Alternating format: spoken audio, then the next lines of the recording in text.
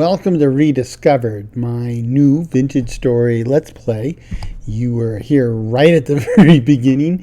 I'm entering a new world, and it's all about survival, especially in this episode, because I start with literally nothing, just like you do with Minecraft. But in Minecraft, a day's 10 minutes, and in 10 minutes you could have a shelter, you could have tools, you can have food. You know, you could be ready to go. Here, the first day will be about 40 minutes, and I'll be lucky to get most of that done. But here we are at the character creation screen. You notice that everybody has a strange shade of skin tone. It's, yeah, and everybody sounds like an adult from a Charlie Brown cartoon, but it is what it is, right? I kind of like it. It has a very distinctive look and feel to it. A little more granular and gritty than Minecraft, which adds to realism, but obviously not crazy close realism or crazy realistic realism. It's different. I'd say better in some ways. Class. They have all these different classes, and for the most part, every class has positive traits and negative traits. And in situations like that, I prefer the one that has balance. No negative, no positive. So this is the world I've spawned into. This is I'm somewhere near the world spawn, and this greenish area is all forest. That's the home of wolves, so I need to get out of there. But this watery area over here looks promising because there's less trees and flat area. That space between lakes is, I think, where we want to try settling down. You see that there's that brightly colored cyan gear in the middle of my hotbar. And, you know, the thing is the forest is a dangerous place because that's where the wolves spawn. And you don't get much warning, so I'm going to be a little more cautious than I normally would be running around. And we're picking up sticks and stones because that's going to be the building blocks almost of getting things moving. But like I said, I need to keep an eye on that gear, because you will see that it will sometimes spin clockwise or counterclockwise, or like it is now, not at all. And that's important. If you saw my, ooh, that's pretty, Heather. If you saw my episode 0, I explained that there's a mechanic here. Now, we've got some, I know these to be puffball mushrooms. They're edible. Mushrooms at this stage of the game is very cool. And so I'm going to pick them all, but if I mark them on the map, they will grow back, and then I can come back and pick them another day. We're pretty close to where I wanted to be. You can see there's some brick structures nearby, and I'm going to keep working and talking because it's a hostile world, right? And we need to just keep moving here. But these brick structures are indicative of ruins, and usually, in my experience, ruins are located in areas of bad mojo. And if you look at my gear, it's turning counterclockwise, which means this is not an area you want to hang out in for too long. And there's a cave, which is always promising, but again, it's an area you don't want to hang out in too long. So that's probably a very dangerous cave. We will come back and check these out at another time, but that's not the top priority right now. Very cool looking though. So these little rocks, they say they're lead ore. That's indicative that there are lead deposits in the ground beneath us, underneath the soil layer. So we will mark those. as far as I know, the only thing I'm going to need lead for is making leaded windows. But red currant bush, snag that. Turnip plants. Even if you're not a big fan of root vegetables, you are in this game. Let's get some more of these berries. Let's grab all these turnips. You'll see that I've picked up some turnips and some little bags of seeds. The turnips are very valuable. The little bags of seeds are more valuable because that means we'll be able to grow our own turnips. And then spelt's basically wheat. And I see some red wine mushrooms in the background there. And I have to be careful because at the moment, bony soil. At the moment, what you see of my inventory, that's it. I don't have anything else yet. So picking up more stuff means I won't have any flexibility as far as picking up and dropping off stuff. So we don't want to do more. Just kind of keep an eye on what's going on around us. Make sure no wolves are coming in. If I seem paranoid about the wolves, you will get the picture. You will get the picture at some point. The gear has calmed down, so that's nice. I'm napping a knife. If you throw down a nappable stone, in this case I have flint, and if I throw it down there, and you get to choose what item you want to make. I said a knife blade. And then I knocked out all the pieces that were highlighted in yellow, and that gave me the knife blade. Combine that with a stick, I have a knife. It's not a Ginsu knife, but it is pretty useful.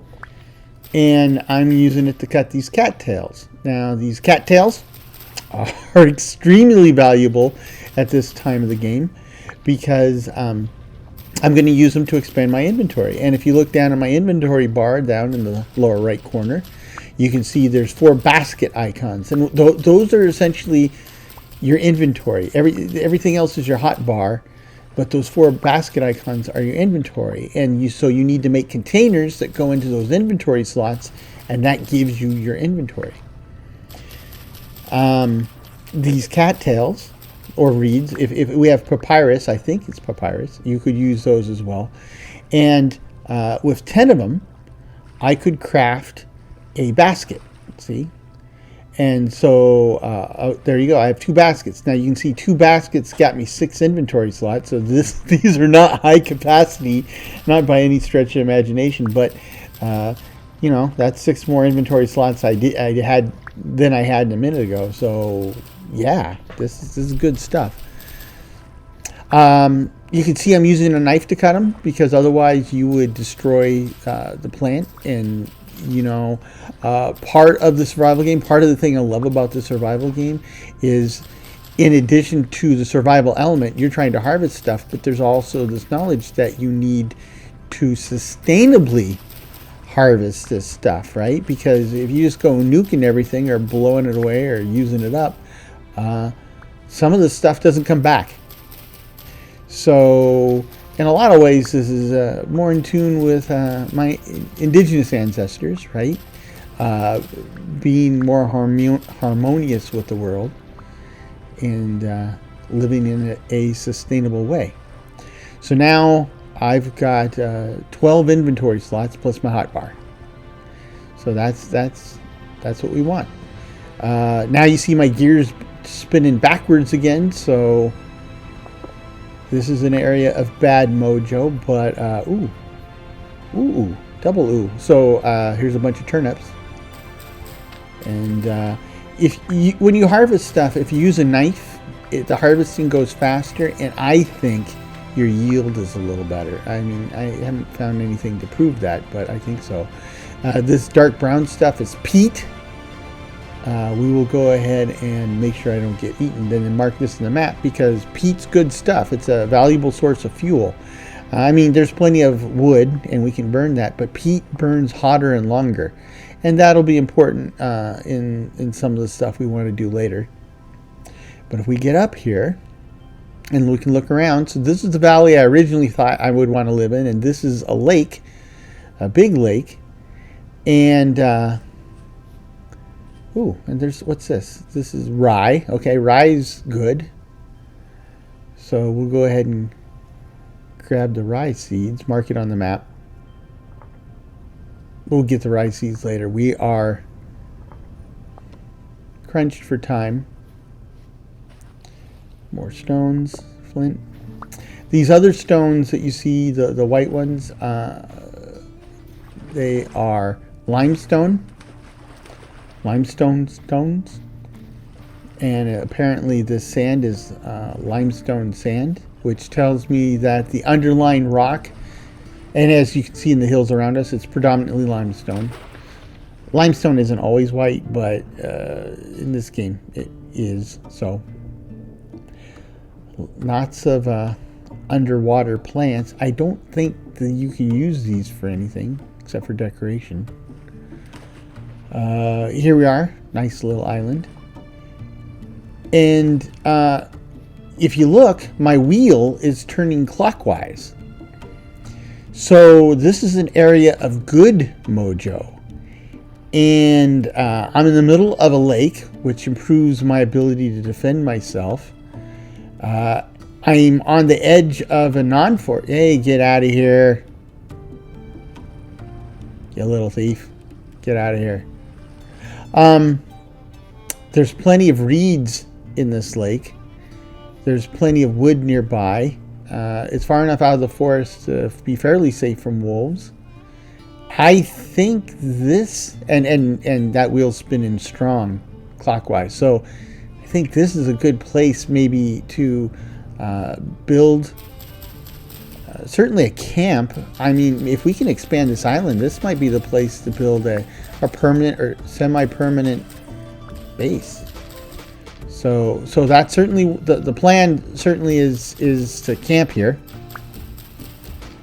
Then we'll grab some more reeds, because the next thing we need the reeds for is our first level of storage. There's a number of storage options I have at this level, but I need something for right now, and the quickest one that I have access to would be reeds to make a reed chest. Reed chests, I think, hold, is it 8 items? Or 8 stacks? 6 or 8. I'm pretty sure it's 8. We'll find out in a minute. I need 24 reeds to do it.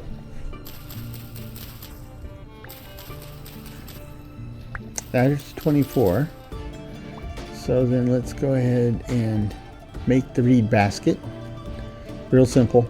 Just all around the edge. And there's a reed basket. And let's see if I plop this puppy down and I open it. There you go. It's got 8 inventory slots. So I'll put my food in there for now. Actually, not all of it. I'm already generating hunger. Yeah, there's a lot of good stuff to eat, but that food will stay good for 3 days, 31 days, 36 days, 31 days. So the fruit goes real fast. Slightly slower is meat. Vegetables take a bit longer, much longer, and grain takes a much longer. Now there's ways to enhance the how long your food lasts. I don't know how much of that will get done in this episode, but we will definitely get to it. That's a key strategy in surviving, right? So we'll grab all the reeds that are readily accessible on my little island. Maybe grab some more here that are nearby. You can swim. Swimming's good. Swimming is really good because one of the surest defenses against bears and wolves is that you swim faster than they do. So if you find yourself in being hotly pursued by a large apex predator, head for water, dive, and start dog paddling like your life depended on it, because it does. Yeah, don't stab it, cut it. Good stuff. So now I have enough reeds to make another another reed chest. And now we can concentrate on some fire. Fire is the next step in our little survival plan.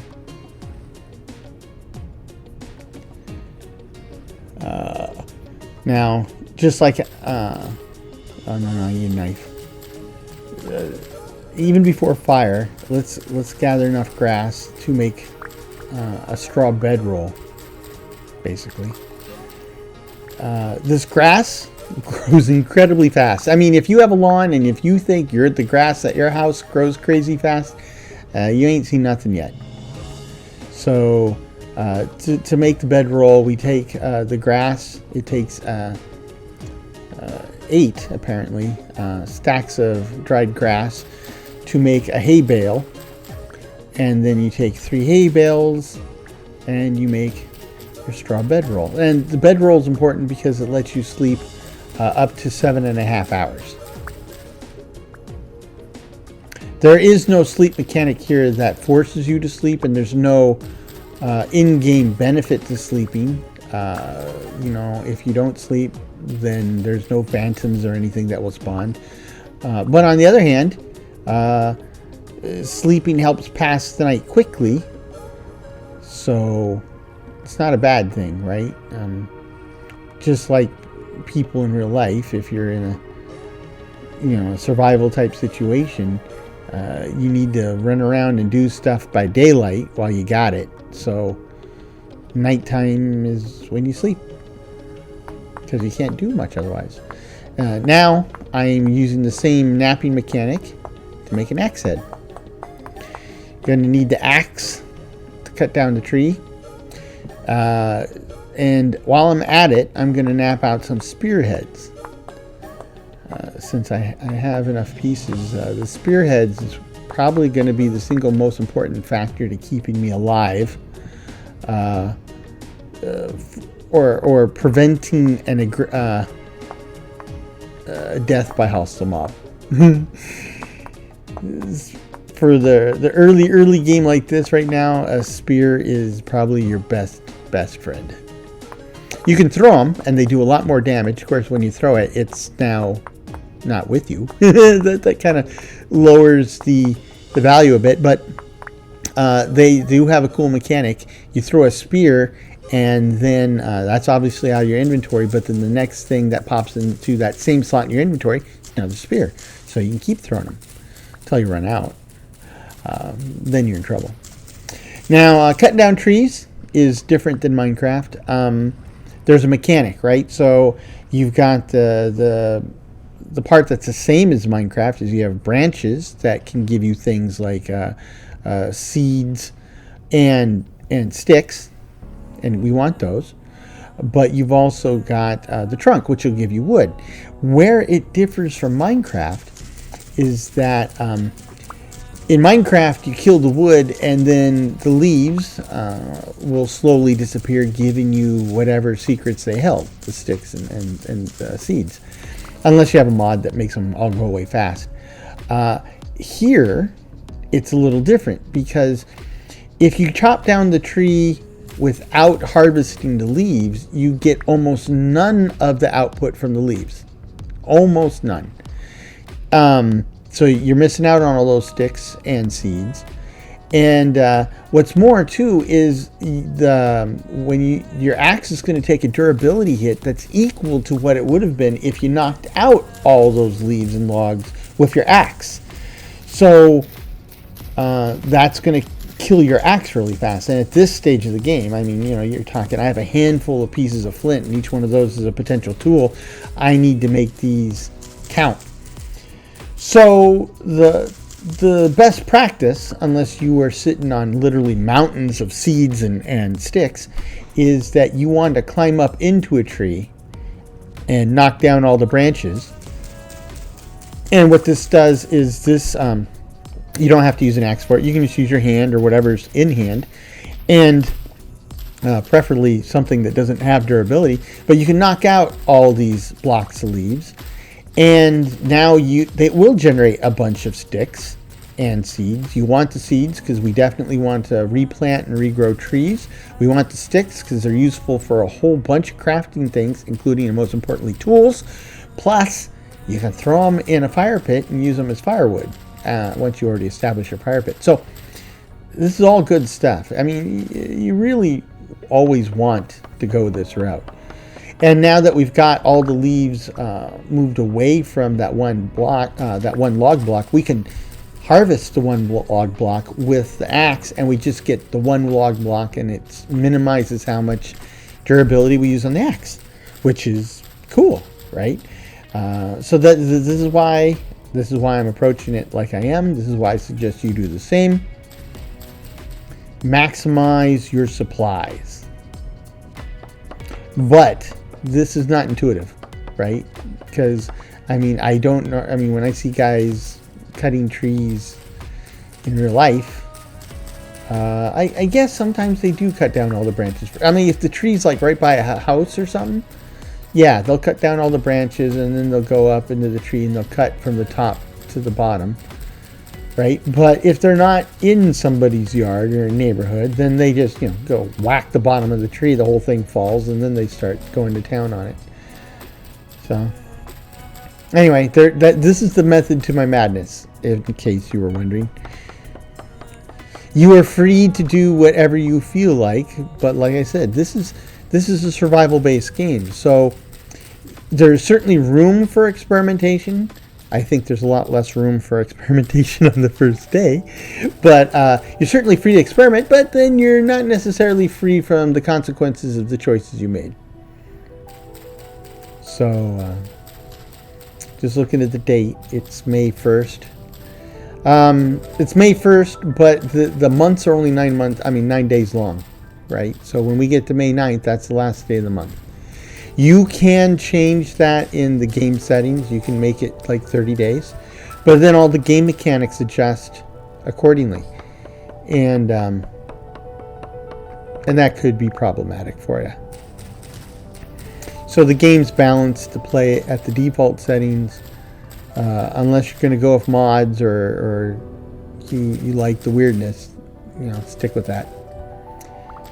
But we've almost got this tree pruned to a stump.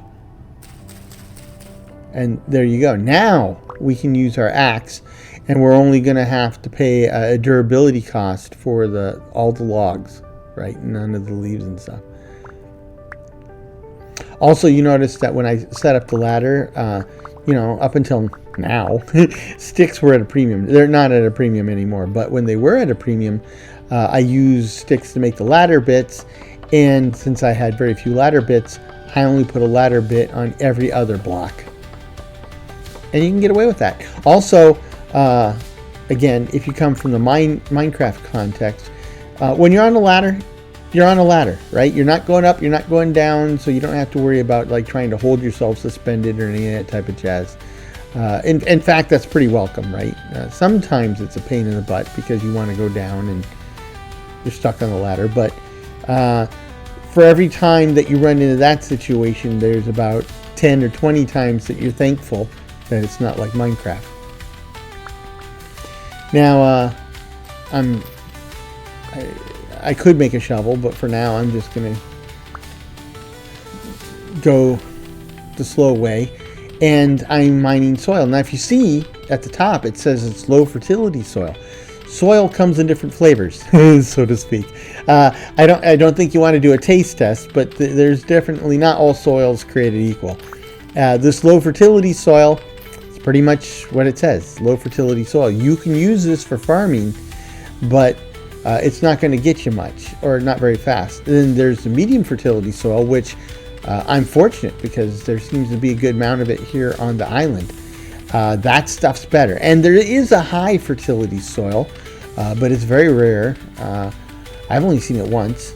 Not that I'm an expert on this. I mean, the number of hours I've played can be counted on my hand, but it seems to be pretty rare. And then there is one that you can craft yourself. That's Terra something or other. And that soil, that's the best soil in the game. But we'll get to that. There's certainly you can't be a hunter-gatherer your whole life. You're definitely going to want to be doing some farming, and knowing your soils is a key to that. Now, I'm taking this soil and I turned it into packed earth, which, just is like indicative of ground when like a lot of people or animals or whatever are moving over the same area a lot. It just squishes the earth down to a point where nothing will grow on it anymore. And then you can refine it again to the next level, which is rammed earth, which looks kind of like almost like adobe. It's not adobe. I think they call it mud brick or something in this game. That it is an actual thing, but it looks a lot like adobe to my eyes. So let's put this basket here. It's getting dark. I'm running out of time. So the chief bad guys are bears and wolves, which are a constant danger, and then these monsters that are having something to do with the mojo or the temporal flux, right? There's shivers and I think diggers and whatever. They all come in different flavors. Bowtorns, and they're bad, and those come out at night. Now, in my settings, I chose not to play with all the other temporal stuff. So there's no temporal rifts. There'll be no temporal storms. So I will run into these other guys, especially at night, and especially when I'm in areas of bad mojo. But that stuff just didn't seem fun to me, so I didn't use it. Set it up. One thing I do like is they seem to kind of go out of their way. If you bust an inventory block that has stuff in it, then just like Minecraft, the inventory block and all the stuff goes all over the floor. Unlike Minecraft, and again, that's probably my best common point of reference, usually they make sure that when you start picking the stuff off the floor, the inventory block is the first one you pick, right? Which makes it a whole lot easier to then move stuff around like I just did, right? Because I'm almost guaranteed to get the inventory block so that I can grab it, set it up, and not have to cycle through a bunch of stuff on the ground before I get the inventory block. Now this is small. I'm gonna knock out these corner blocks here so that people don't have a stepping stone to get on the roof, because I'm not entirely sure I'll have enough to block off the sky, but we'll try. But going back to the enemies, the supernatural enemies, they can do all sorts of stuff. They can climb and things. I think they can open doors, maybe. But all the times I encountered them, I encountered them in like mines and stuff like that. So,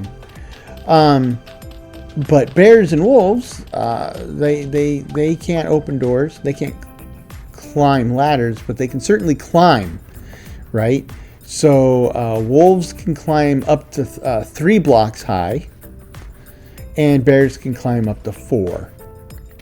So we need to make sure we close ourselves in.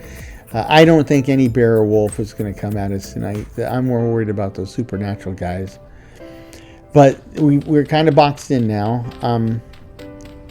If you know my building mantra, it's always kind of build like you're really there, right? Don't min-max or game the system because you can. So I'm going to take... This is medium fertility soil. It's kind of a waste to turn this into rammed earth, but it seems like I'm out in a shallow river valley, and so I have a sneaking suspicion there'll be plenty of medium fertility soil that I'll have access to. So that's okay. And I'm not building a whole castle out of this stuff. I'm just getting enough for a shelter tonight, right now. Later I can be pickier and choosier.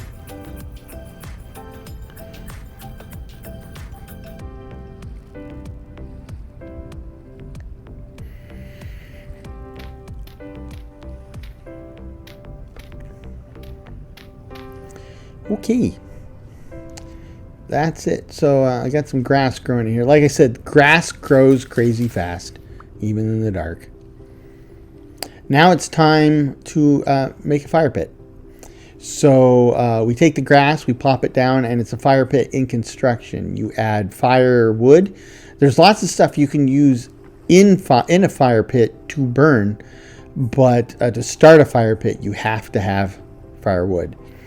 And then a grass and 2 sticks will give me a fire starter. Not the Stephen King novel. No, this is, actual fire starter. So now fire started. I mean, we've got the basics. We're all set for the first night. And if I can find a good angle that I'm not standing, there we go. My straw bed's down. I have a fire. The door's open to the world. That's kind of a problem, but we'll snooze.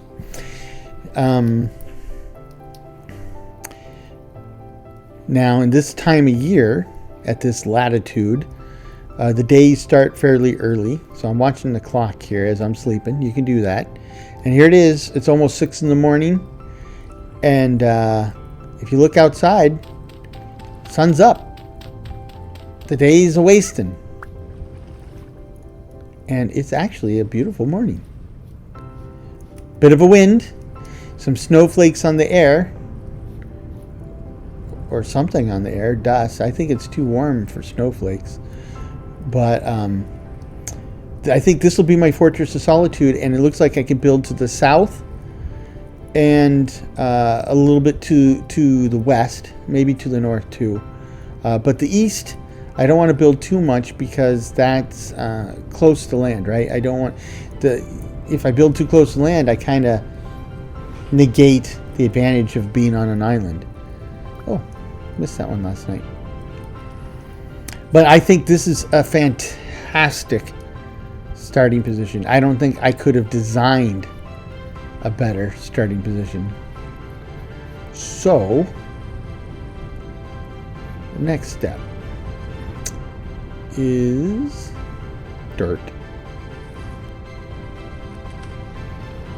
Also, I've got some maple seeds and I want to get those planted. So here's the thing. When we talk about the wolves and the bears, wolves will spawn in the forests, right? And bears can spawn anywhere, so there's no way out of that. Now, just because they spawn in the forest doesn't mean they stay in the forest. They can wander anywhere, and they often spawn in the forest and then come out here. That's problematic. But the point is this. You need wood. You need a lot of wood. Obviously, forest, by definition, has a lot of wood. But it's a dangerous place to hang out, especially, making a bunch of noise, chopping wood, all that jazz. So, it's my theory, and based on my limited experience, when we have enough equipment and stuff to handle a random wolf attack, yeah, we do want to cut down some of the trees of the forest, thin it out so that it's easier to see the wolves. But in this area here, which isn't forest, we want to plant trees.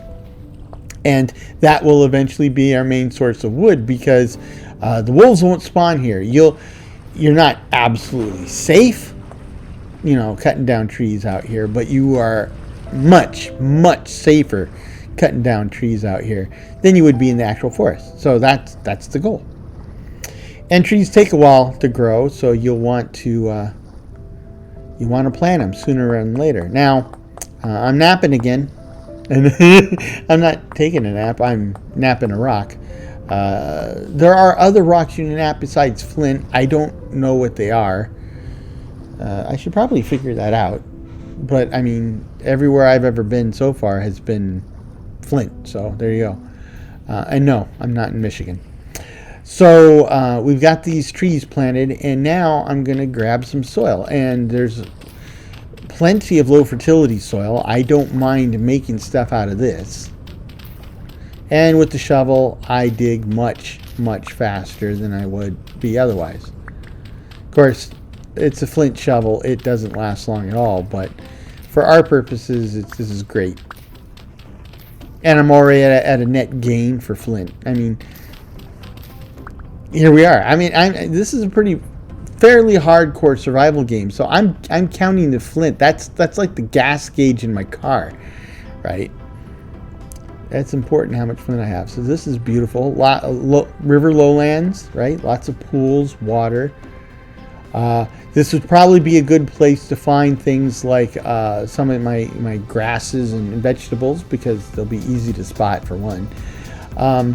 Also, maybe things like clay and peat. And the peat's useful, but a more immediate and pressing need would be clay. I'm pretty sure we'll get to that this episode, so I'll show you that. But yep.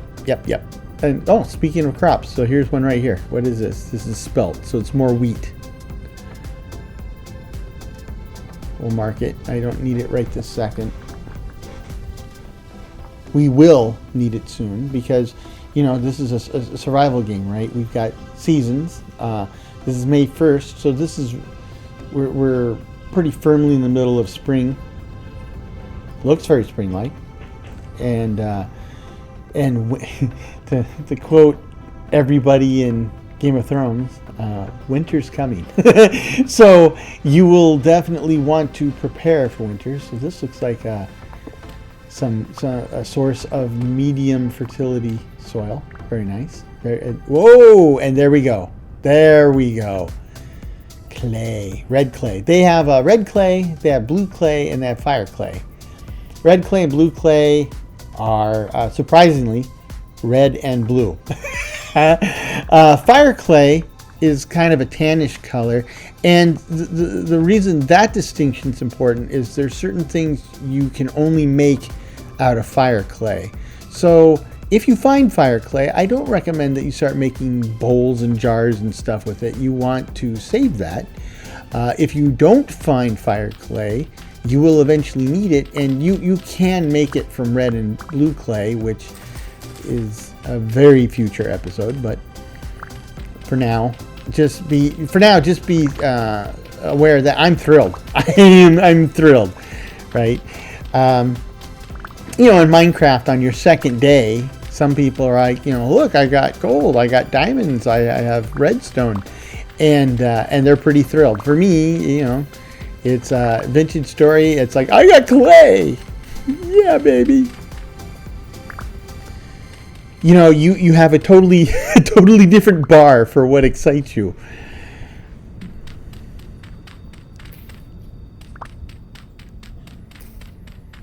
Now, the game mechanics, there is a crafting grid. You've seen me use it, and there's a number of recipes where you do use it, but they also there's a number of mechanics that you don't use a crafting grid. And one of the mantras of the game is to eventually get to a point where there is no need for the crafting grid, or close to it, right?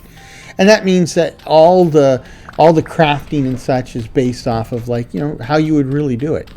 The game is about 25-30% finished, so that's still a very distant goal, and there's still a lot of stuff you will use a crafting grid for. But as you will see in a minute when we get into using our clay, there's a lot already that you take that, you bush. Yeah, that's what you get for harvesting with a spear in your hand. But you'll see some of these really kind of cool mechanics of forging. Well, just the smelting. Ooh, a seashell. Don't need it at the moment, but they're here. It makes sense. There's beaches and nice water, so.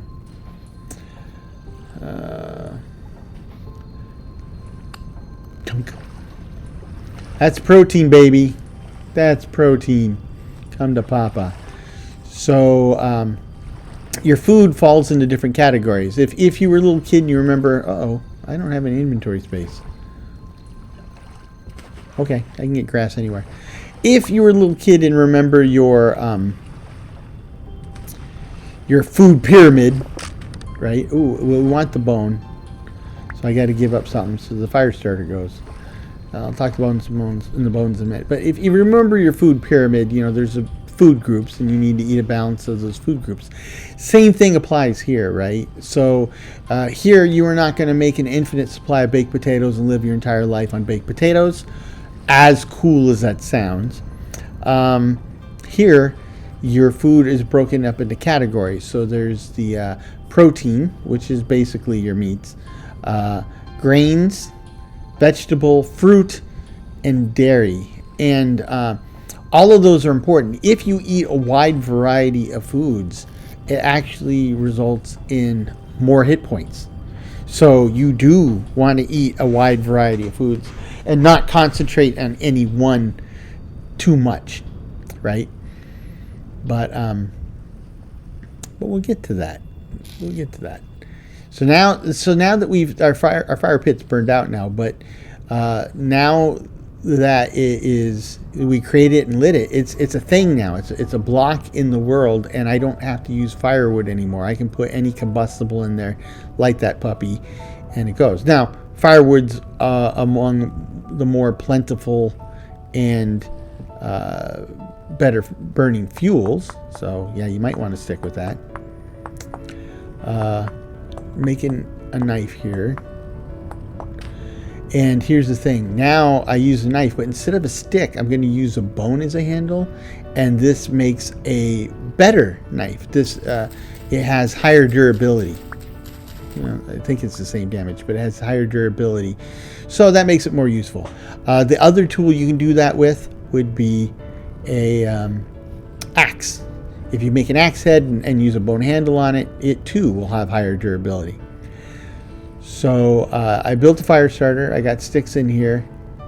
What I'm going to do, I thought I made, oh yeah, I didn't have space. So now I have a fire starter. And I'm going to start the fire again.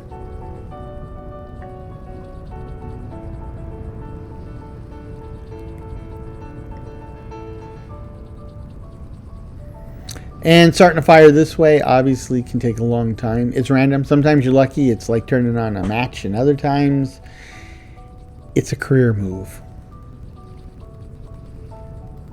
But it's going now. And if I open up the UI for the fire, I put the fish on the fire. There we go. We're having a fish fry, and you can see the fish is heating up. So is the fire, for that matter. When it gets hot enough, for long enough, the fish will be cooked. You can see it's starting to get the arrow. It's starting to turn green.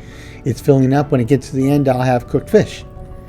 Meanwhile, using a couple of patches of dry grass and a stick, I made a torch. Torches are very useful. You can hold them in your hand. You can hold them in your offhand. You can put them on walls. And if you have a lit torch, you can use a lit torch to light fires instead of using a fire starter. Obviously, torches are good for a source of light. They're obviously good for using to light other stuff on fire. We can get rid of this clay and some of this other stuff maybe.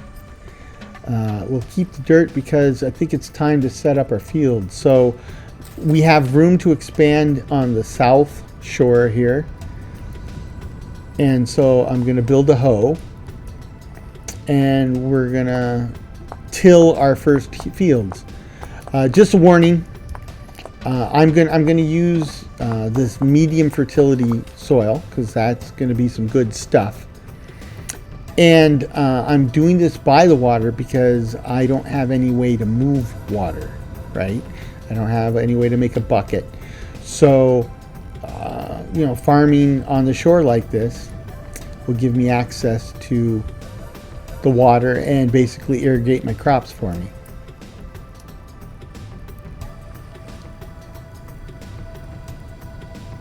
So I can take some of these seeds. I don't have any flax seeds. My top priority right now are flax seeds, but turnips are good because they grow fast in this climate and they produce a lot of vegetables. So we'll grow some turnips.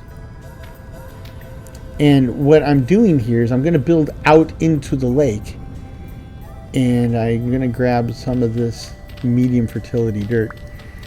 And these are going to be more fields. Like I said, I can't move water right now. So if I build out into the lake, I can build my own irrigation zones that way. I need one more. Here we go. And,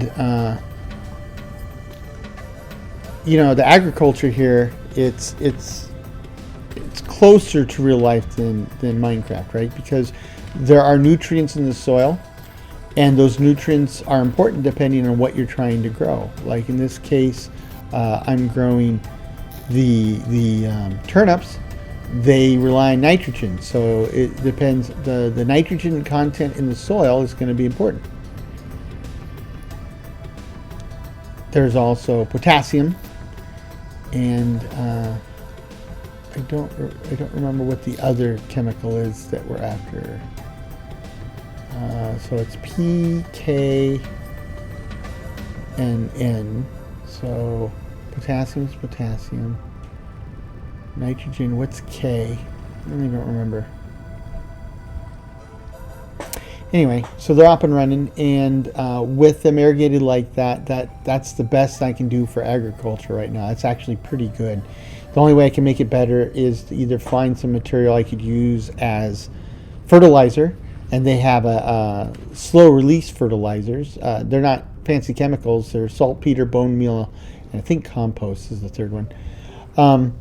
They'll work over a while. This is a hanging vine. You want to get these, and you want to get them a piece at a time. This is the quickest and easiest way to make rope, and we need a lot of rope. I mean, not a lot, but we certainly need a fair share of it.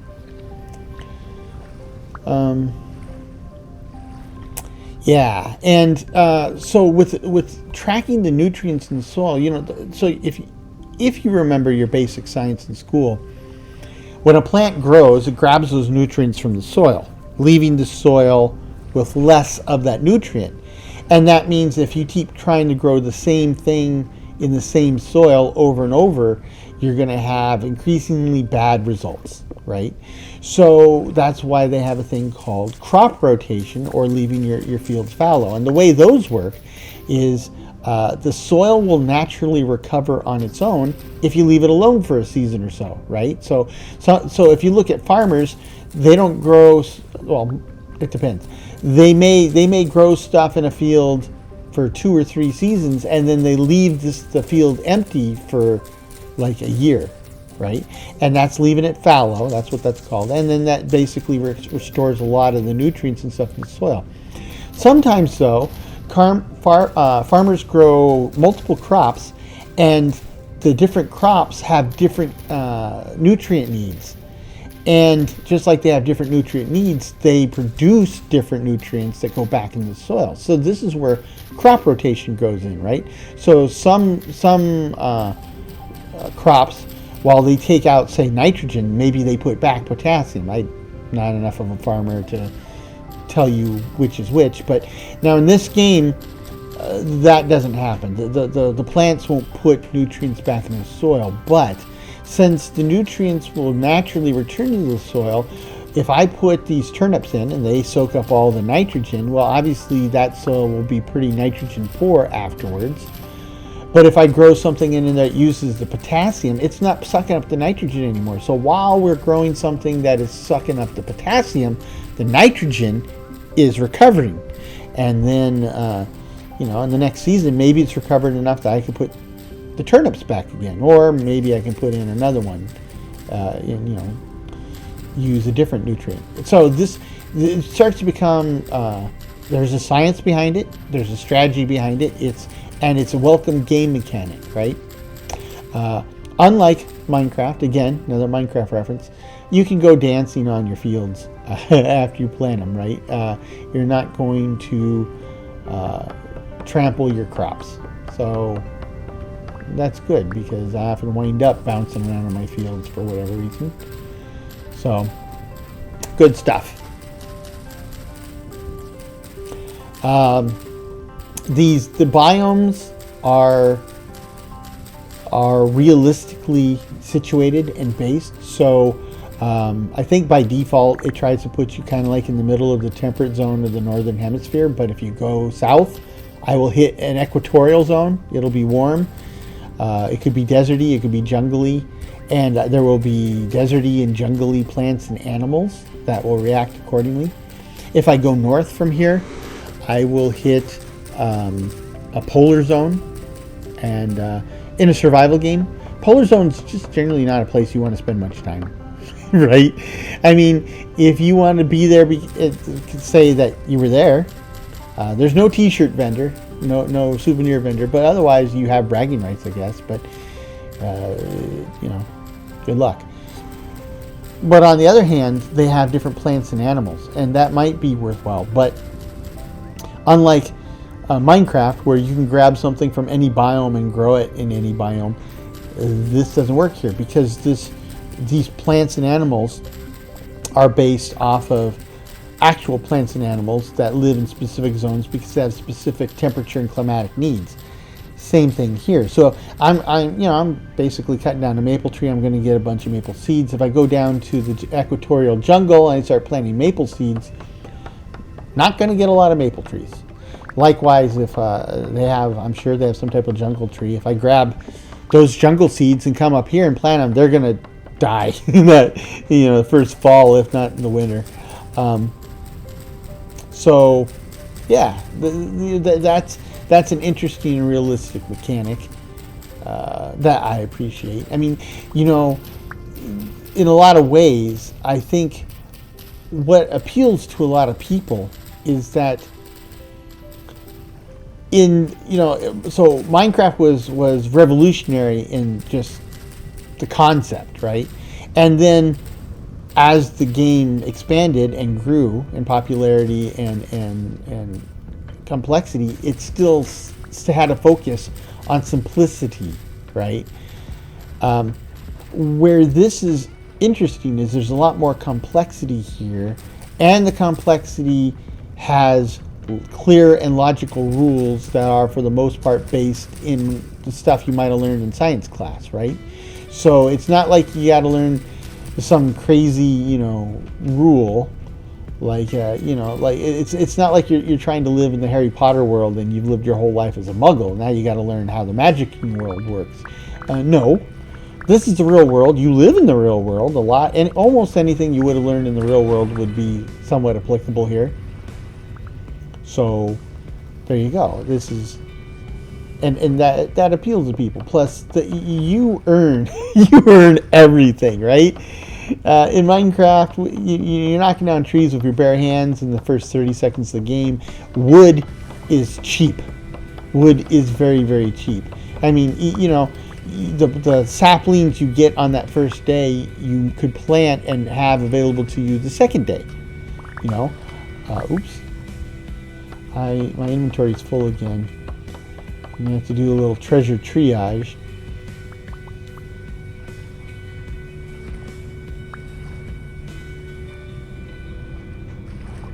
Yeah, I'm just going to leave a trail of partially used fire starters all across the land, I think. Why didn't that take? Oh, because I still have it. Okay. Anyway, so yeah, we got some more wood. We'll need this for some stuff. Okay, so the next steps, right? We've gotten some agriculture going. We've gotten some basic tools. We have some basic shelter. I have some basic storage. I have a little bit of food to keep me tided over, or from starving. So I think tonight we are going to start ceramics. It's important. There's so.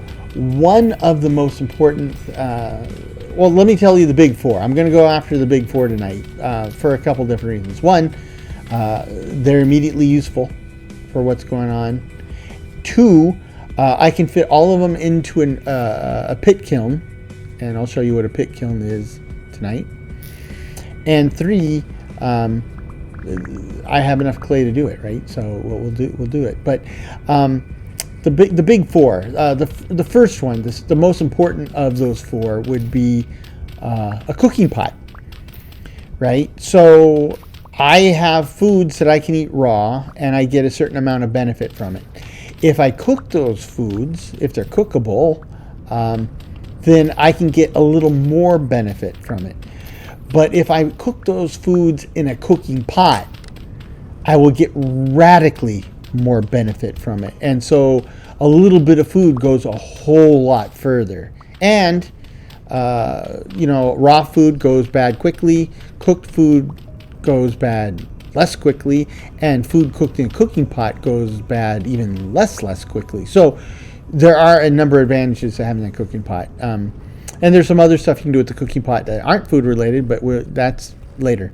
So aside from the cooking pot, the other item that we want to have would be a bowl, because that's how you eat stuff out of the cooking pot. We're not an animal. We don't just stick our face in the cooking pot. Of course, we don't have silverware, so can't be too high and mighty in our manners and etiquette here. But yes, we will eat out of a bowl. Another item that is related to these two is the crock. Crocks are a good way to store food. I mean, you can store it in a cooking pot, but if you're storing food in a cooking pot, you're not able to cook more stuff, right? So a crock will give you a place to put food temporarily until you're ready to eat it, and still enable your cooking pot to go do what it does, right? So that's important. Now, those are the big three immediately. And then the next one, which is almost as immediate need, is a crucible. And a crucible is a container that we use to smelt metals, right? Crucibles work in a regular fire pit, which is kind of surprising, because you don't normally see people sitting around a campfire smelting aluminum and copper, but that's what you do here. So we will build a crucible out of clay, and then we'll want to find some copper ore. Copper is what gets us out of the Stone Age. That being said, I still would probably use a lot of stone tools until I'm just swimming in metal. But that's just because, I'm stingy. I wouldn't say stingy. I would say frugal. Anyway, so then when we enter the Copper Age, we'll need to obtain copper nuggets, which we will probably do on another episode, and I'll show you how that's done. But then we put them in the crucible. We put the crucible in the fire pit, and then with the right fuel, we can smelt stuff in the fire pit. And that'll give us our first metal. And with the copper, those original tools will do castings, which, if you know anything about metalworking, casting is basically, well, especially if you don't know, I guess. If you already know, then you already know. But casting is where we make a mold of the item that we want to make, and then we pour liquid metal into the mold and let it cool, and then you have the metal item, right? And for copper, that's how we get our initial set of tools. So those are the big four items that I will want to make out of clay immediately. And looking at the time, we'll probably get that started, but we won't have time to finish it because it needs about a day to cook. And cooking is indeed what we do with it. I'll show you. We use a pit kiln, which is essentially we dig a hole in the earth, and we use that hole to put the items in it, fill it with a bunch of combustible stuff, light it on fire, and forget about it for a couple days, and or a day. And when we come back, we have our fired items. Now that we've expanded the house a little bit, and also I need to cut the grass by the fire pit for obvious reasons, we'll go ahead and make better use of the room. Now, if you look at these, put all my naturals in there. Oh, I got more here too.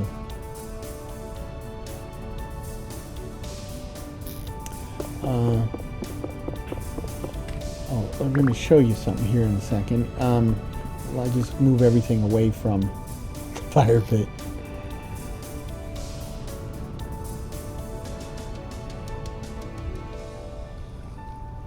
Leave the clay in a minute. No, I can leave that there. Definitely get rid of that and that. Now listen, you hear the wind? Right? Let me grab some dirt and I'm going to fill up the door. Listen to the wind. Wind's gone. That's a clue. That's a clue that we're sealed. Now if you look at the food in the baskets, they stay fresh for a crazy long time compared to what they were staying fresh before. This is a concept called the cellar. Basically, if you have a sealed space away from light and the environment, then your foods will last longer. Typically, you dig a cellar underground, and I will at some point, but you, as I just proved, you can make a cellar above ground, and that's what we've done. So the food's lasting longer right now, and that's nice. Now, making stuff out of clay, we go ahead and throw down the clay just like we did with our stone to nap it. But clay is interesting because in some cases, I take away pieces, I take away voxels, and in other cases, I add voxels. And you can change essentially what I call brush styles. There's a 1x1 brush, a 2x2 brush, and a 3x3 brush. And what I'm doing here, or what I was doing, is the copy and paste, which is once you finish a layer, the next layer, you can essentially have it auto repeat the layer below just by holding down your right mouse button. So that's our first item. Cooking pot. So then the next item, sounds like a game show. Our next item up for bid is a raw bowl. You can make bowls for at a time, and sometimes that is that's something we will do at some point. But for right now, I only need one bowl because I'm trying to fit one pit kiln. Right? If I do 4 bowls, then that's a whole pit kiln, and I'd have to do a second pit kiln to get this other stuff. So everything I'm doing here will fit together in a single pit kiln. So then the next one would be, let me see, I'm looking for it. Where is it?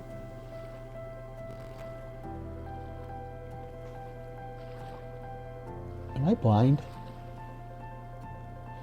Oh, crock. Oh, duh. I thought that was a storage container.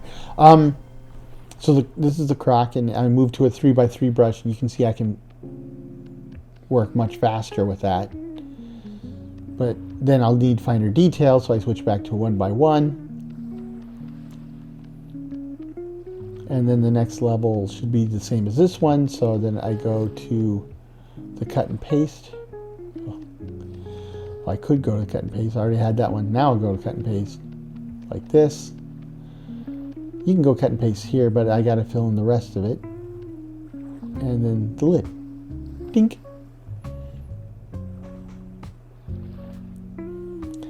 And then the crucible.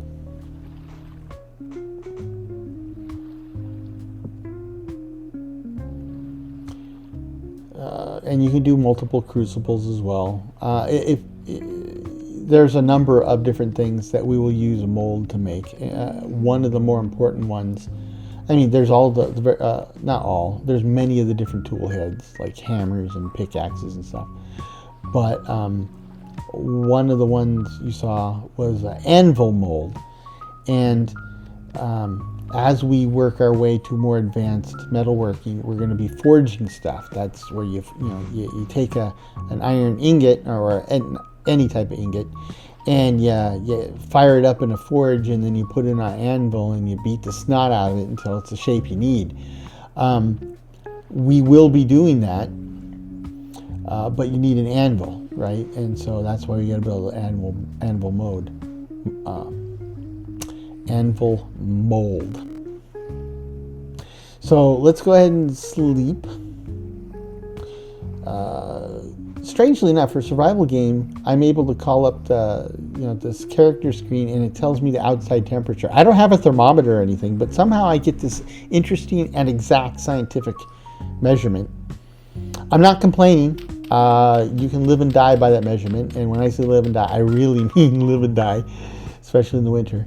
So let's go ahead and put the dirt back in. That will seal back up the room so that our food is being preserved like it was when I showed you a minute ago. That's good.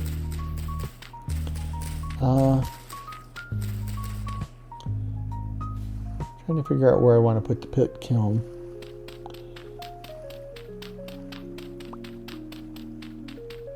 Let's clear out behind the hut, the hovel.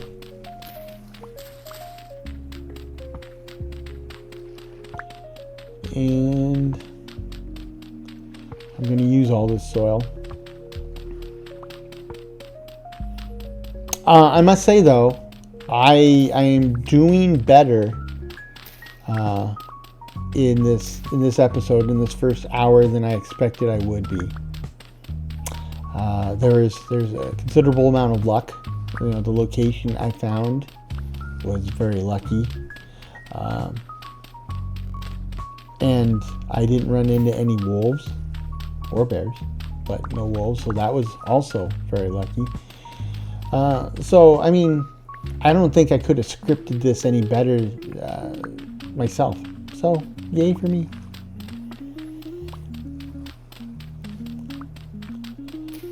Okay.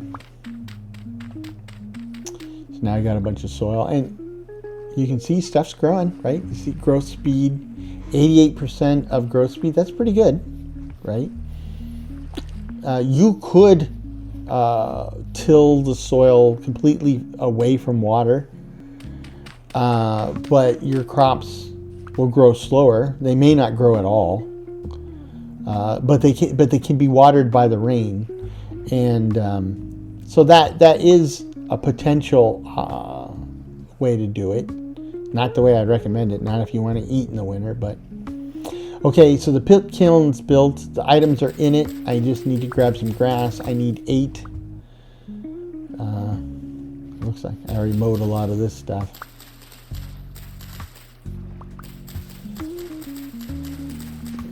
Yeah, I got a little extra. That's fine. As any hippie will tell you, you can never have too much grass. Okay, then you throw in some sticks and then firewood. In the pit kiln, you could actually use peat or coal or charcoal. I don't have any of that stuff, so I will just use this. I have a torch inside, so let me light my torch with a torch, like so. You notice the torch is in my offhand. You don't want to keep stuff in your offhand too much if you can help it, because and the reason I broke the old torch is torches burn out after 48 hours, but if you break the torch, put it in inventory, and then put it on the wall, it resets the 48-hour timer. That's kind of an exploit, but I'll take it, right? That one, I know it's a little exploitable, I'll take it, but yeah, but once you have if you have something in your offhand, it increases the rate that your hunger runs.